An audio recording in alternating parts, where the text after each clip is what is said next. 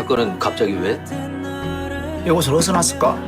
오늘은 굿보이 속 가장 조용히 다뤄졌지만 향후 전개를 뒤흔들 중요한 단서, 바로 지안나 경장의 아버지 죽음에 얽힌 미스터리를 파고듭니다.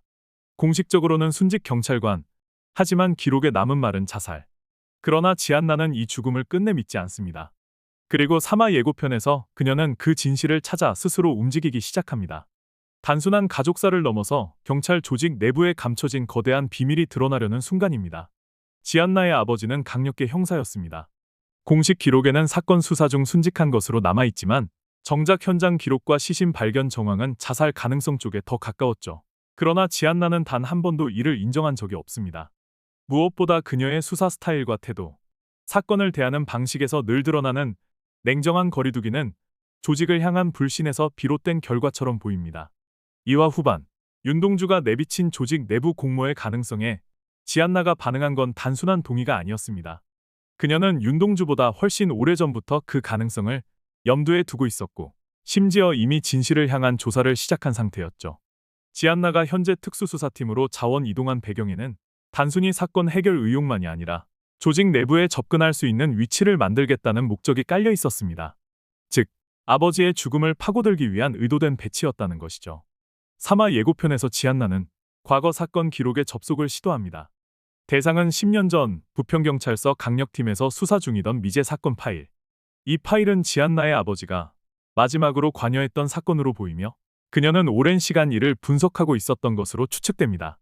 하지만 이 기록은 이미 권한 없음 처리되어 있었고 데이터는 삭제된 상태였습니다.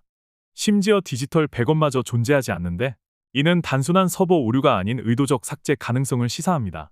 즉, 지안나 아버지가 마지막까지 접근했던 사건이 경찰 내부 누군가에게는 감춰야 할 진실이었다는 방증입니다. 파일 자체가 기밀로 분류된 것도 이상하지만 그에 대한 열람 요청이 아예 차단됐다는 점은 상급자나 조직 내부 비선 라인의 개입이 있었다는 신호이기도 합니다. 이러한 정황은 드라마 초반부터 암시된 경찰 내부 공모자와 외부 범죄 조직 간의 연루 가능성을 지안나가 오래전부터 알고 있었다는 것을 뒷받침합니다. 사마 예고의 마지막, 지안나는 상부의 지시 없이 단독으로 움직입니다. 내사 출신답게 명확한 법적 근거 없이 움직이는 법은 없지만 이번만큼은 예외였고 그녀는 의도적으로 원칙을 어깁니다. 이는 단순한 고집이나 감정이 아닌 그녀가 스스로 그 죽음을 의문사로 확신하고 있다는 뜻입니다. 특히 동료들에게는 말하지 않았던 개인적 동기가 앞으로 그녀의 수사 방향을 결정하게 될 중요한 축이 될 것으로 보이네요. 이 시점에서 윤동주와의 협업이 갖는 의미도 달라집니다.